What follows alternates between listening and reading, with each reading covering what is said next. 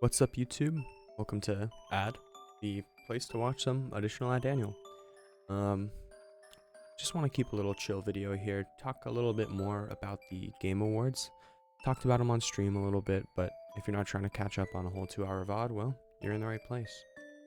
So the Game Awards happened last night, and honestly, they're pretty great.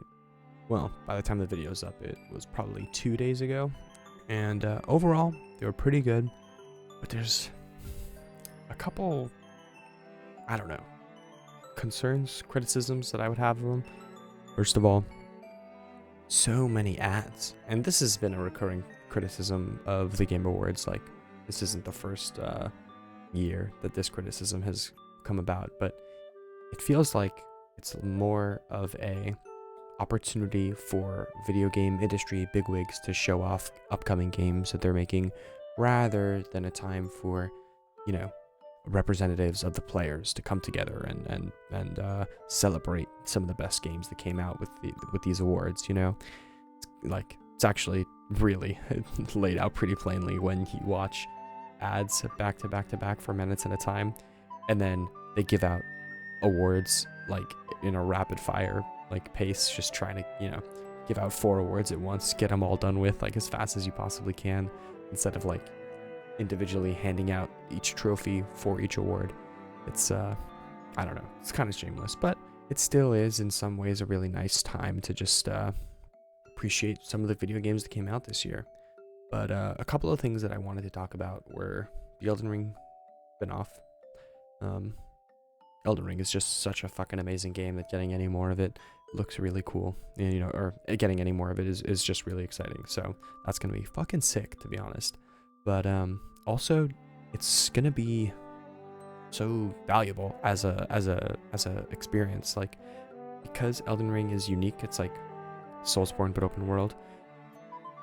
We've never really seen that Soulsborne style of combat in any other format other than the Soulsborne games, you know? But now we're gonna have a PvE survival roguelike with Soulsborne combat, with Elden Ring combat. That's gonna be fucking, that's just gonna be so cool. I'm like, overall, of all the actual games, for sure, that's probably the one I'm most hyped for. However, the game they ended off with, that intergalactic Heretic game, looked pretty cool. Okami was absolutely a crazy surprise. That also looked really cool.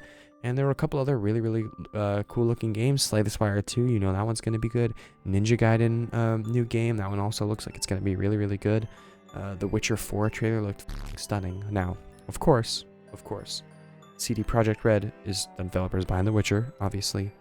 Their last overhyped release did not really go so well, so we will see how this one turns out.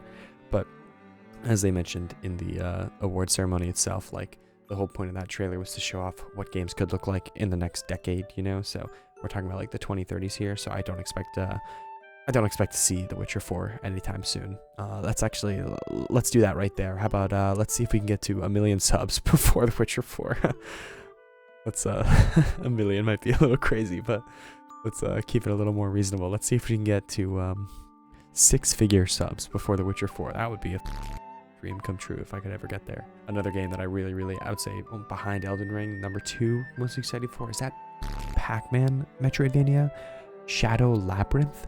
Oh my god, bro, when they Jesus, when they announced that game, that shit just like blew me away, because like they framed it as a new game in a new take on a classic series, which obviously Pac-Man is a classic series, and a Metroidvania style game for Pac-Man is most certainly a new take on that series.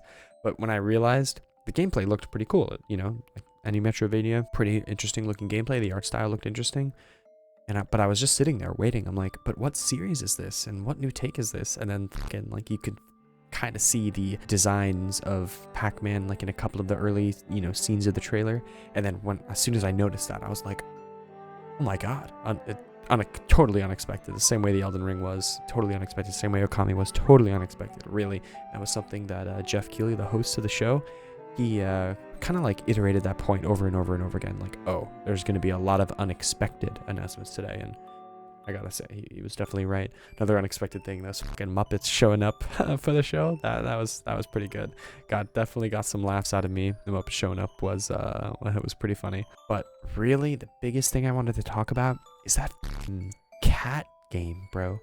When I was watching it, it was just like all the other random anime games, random cozy town building games. Like, I saw the trailer for it, in one ear out the other, basically. I saw it, didn't think about it, was on to the next trailer, because I don't know, it just didn't look interesting. I'm not like a, weird, like, I'm not a cat obsessed person. Like, I mean, that's fine if you are. Like, if you want to buy any game that has any kind of cat branding because you just like, you're a cat person, your wallpapers are cats, blah blah blah, you own cats, whatever, that makes sense. There's people like that, and I get it. That's a demographic. Market your game, totally fine. Then I was scrolling Twitter today, and oh my god, the stuff I was seeing about this game, I'm like, what the f is going on with this game?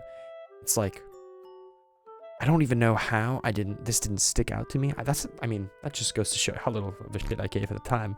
But I was watching, or scrolling Twitter, seeing people talking about it, and then it hit me like, oh, duh, how the f did I not notice that?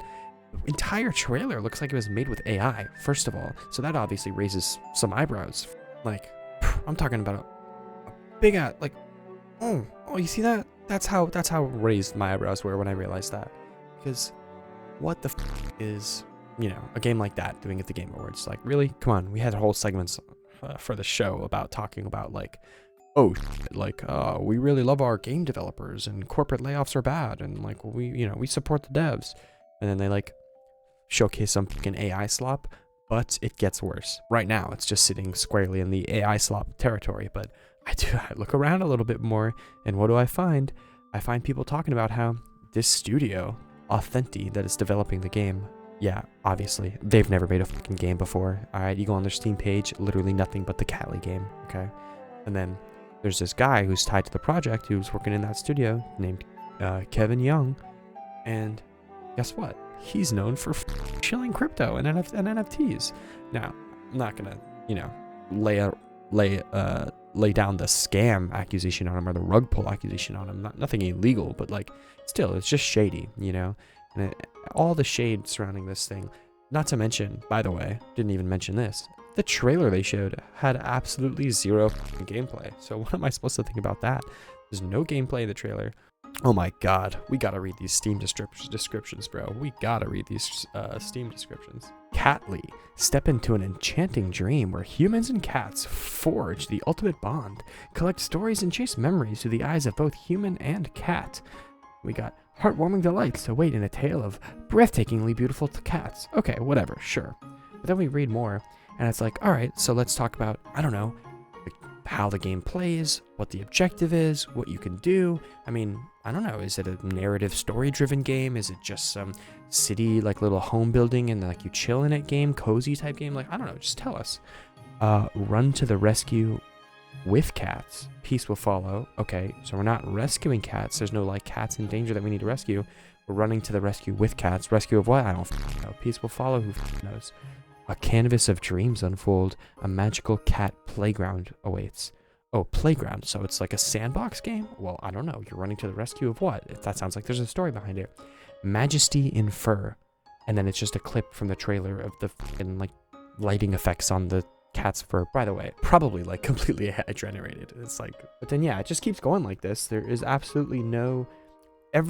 single thing you see here is just a clip taken from the trailer, meaning no gameplay, because there was zero gameplay in the trailer. And then you can just see there's absolutely nothing going on in, like, no description in any of these little pages. It just doesn't make any sense. But yeah, I guess we'll find out more about this game in the coming months. Like, release date to be announced. They absolutely had nothing. They have no more concrete evidence. I looked into, tried to look into the developer behind it. Couldn't really find much of anything. The guy that I mentioned earlier, the Kevin Young guy, his LinkedIn is private. I'm guessing he has a lot of people looking into him, so fair enough if he wants to private his LinkedIn, that's on him. But, like, it's just all has this aura of suspicion around it, and I don't really know what it's like. yeah, it's pretty suspicious. That's that's the end of the video basically. Well, if you made it this far in the video, please go ahead, like and subscribe to the channel. I'm live on Monday, Wednesday, Fridays at 8 p.m. and Saturdays at 1 p.m. if you just want to come hang out with the stream. I'd really appreciate it if you could leave some comments as well. Any type of engagement with the channel really helps. I'm trying to grow my audience. I'm trying to grow my community. And there's cool things coming. So thanks for watching. Have a good rest of your day. And peace off.